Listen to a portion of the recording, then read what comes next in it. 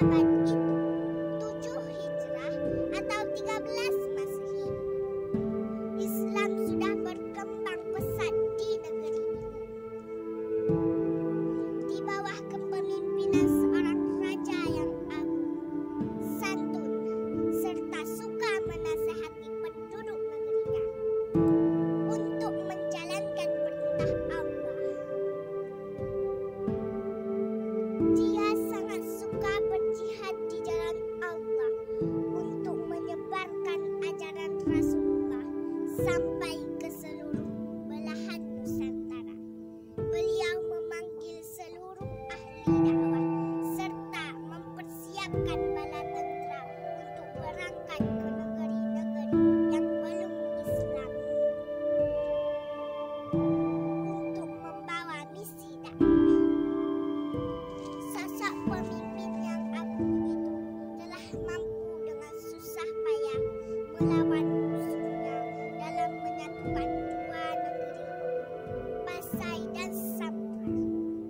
Dengan kesantunannya dan selalu berdoa agar mendapat pertolongan dari Rabbinya, dia telah berhasil menaklukkan serta membebaskan negeri-negeri yang belum Islam. Dia sangat suka berjihad di jalan Allah untuk menyebarkan ajaran Rasulullah sampai ke seluruh belahan Nusantara. Beliau memanggil seluruh ahli dakwah serta mempersiapkan bala tentera berangkat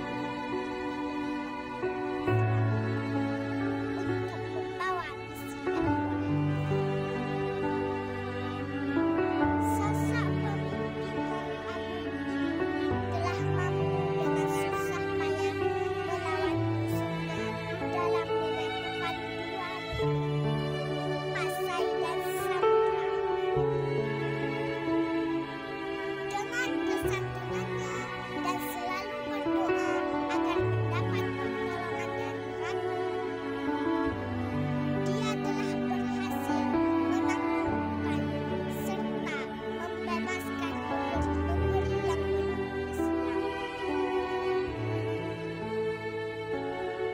Juga beliau mendirikan satu kerajaan di bawah naungan Ahlus Sunnah wal Jamaah.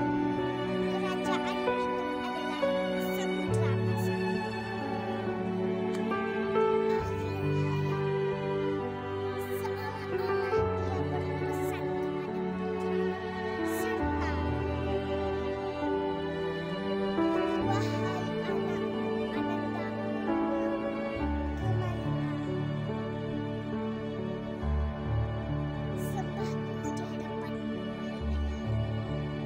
Apa gerangan yang hendak ayahanda sampaikan? Wahai putraku, engkau jaga agama ini.